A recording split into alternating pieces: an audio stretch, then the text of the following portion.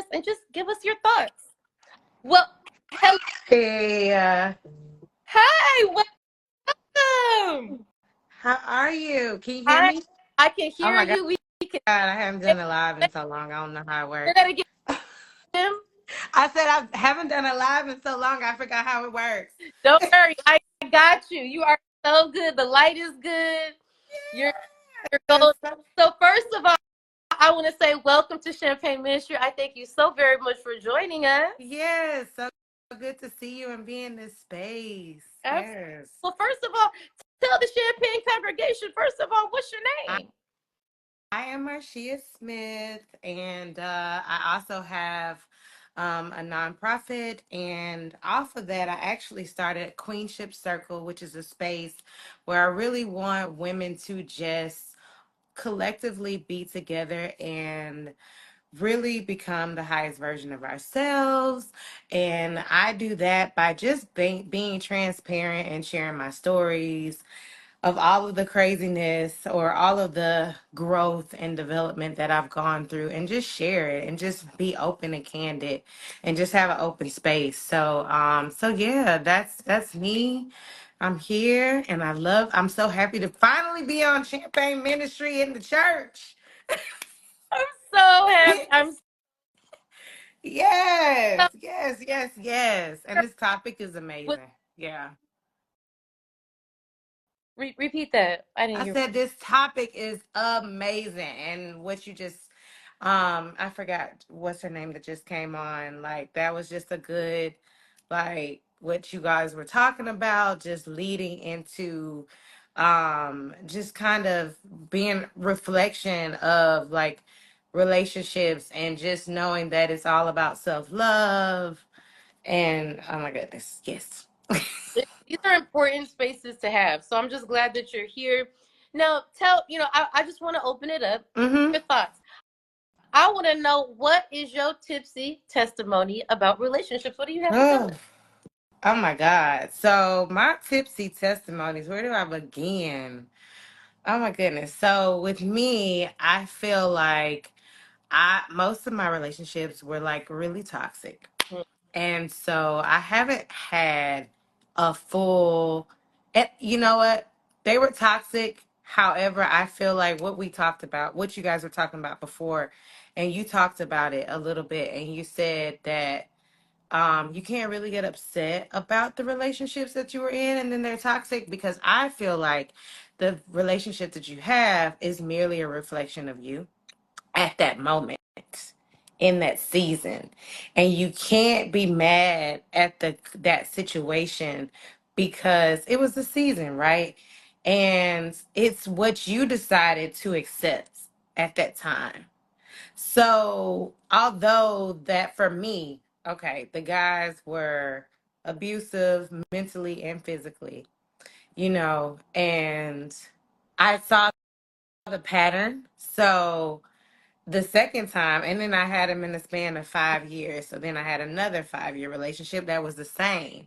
And well, not the same, but it was a little bit better.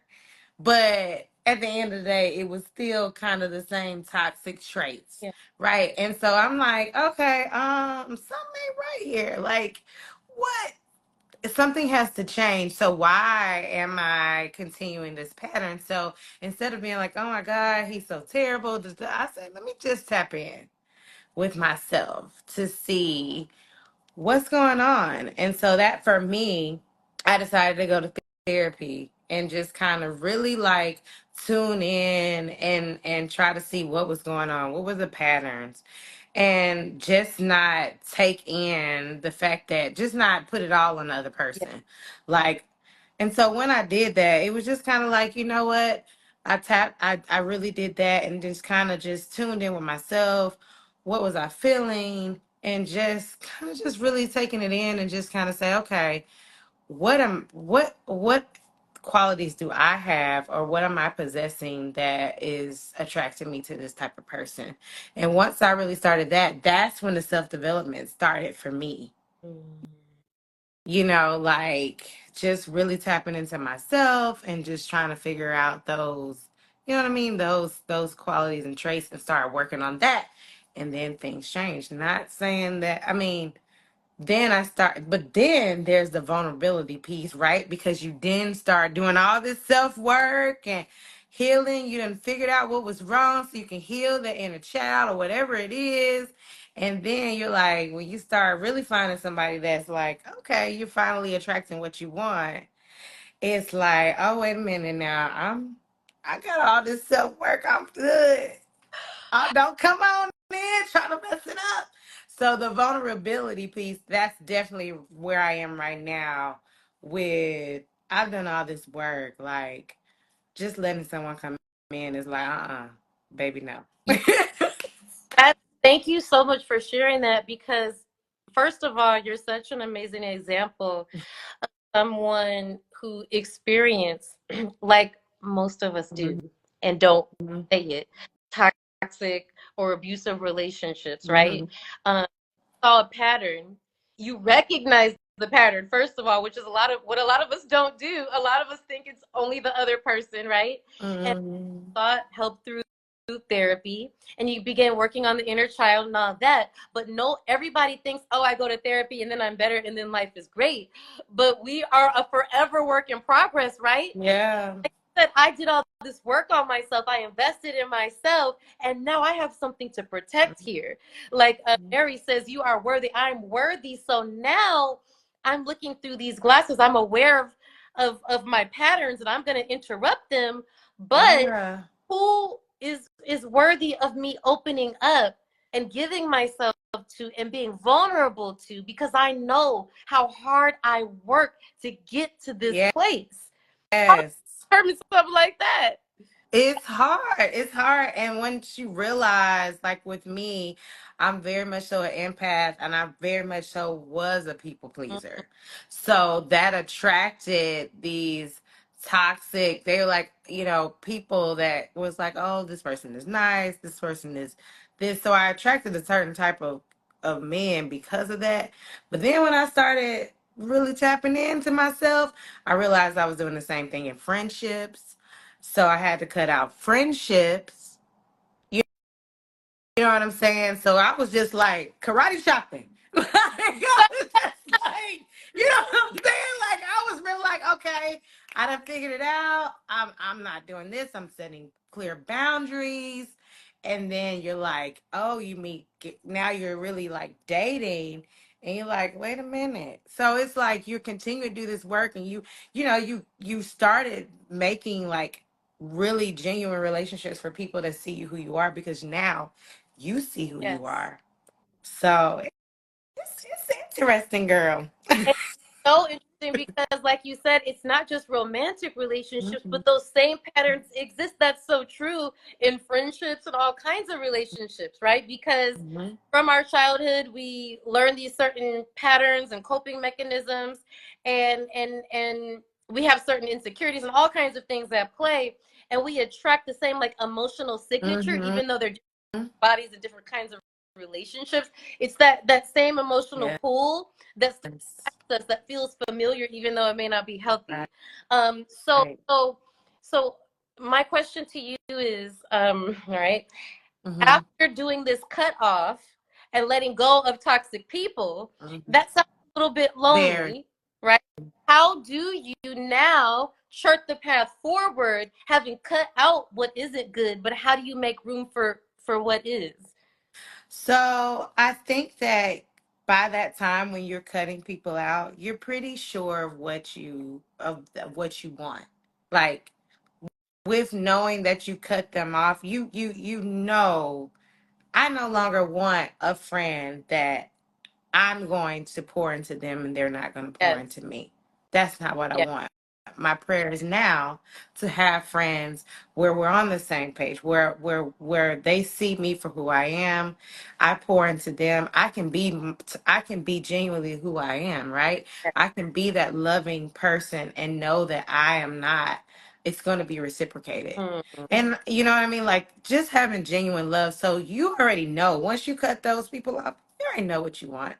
It's just like dating with friendship and with dating men, right? You already know what you want. So next, you already see it next. No, no, thank you.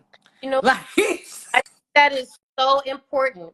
Yes, it's important to know what we don't want. It's important to undo old It's patterns. not. But at the end of the day, the question that life is asking you is, what do you want? It's cool what you don't want. We can't walk around in the Yeah. energy of what I like. That's what I say sometimes to my people, black people. You, or not just black people, but we might go out and march against what we don't like, but what you resist persists. How about building a world that you do want? What do you stand for? What do you want to see? What do you envision? And we build on that, right? Because Mm-hmm. it's more positive, it's more productive. And I'm not saying deny the truth of all it. I'm not saying that. I am not in that group. But what I am saying is, if we don't like what's going on now, Mm-hmm. granted, let's talk about that. But what do we do now? What do we do now? Mm-hmm. What do I Mm-hmm. want now in personal relationships? If I know I don't want a friend who I pour into and they don't pour into me, well, what type of friend do I do want?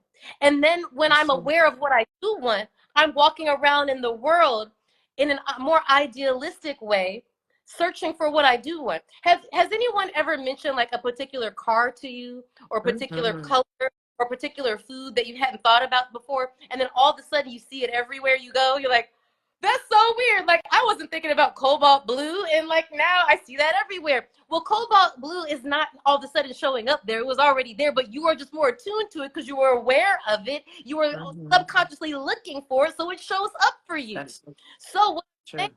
like when the radio is playing, you can't hear the song that's on to you to turn on to that particular station and it's playing, but it was always playing. It's playing right now. You have to tune into the right station. So yes, the first part of the work is understanding our patterns, understanding what we don't want, but we can't build a life off what we don't motherfucking want. That's so We have to true. build a life off of what we want to see, how we want to feel, what we want to be, what 100. we want to see.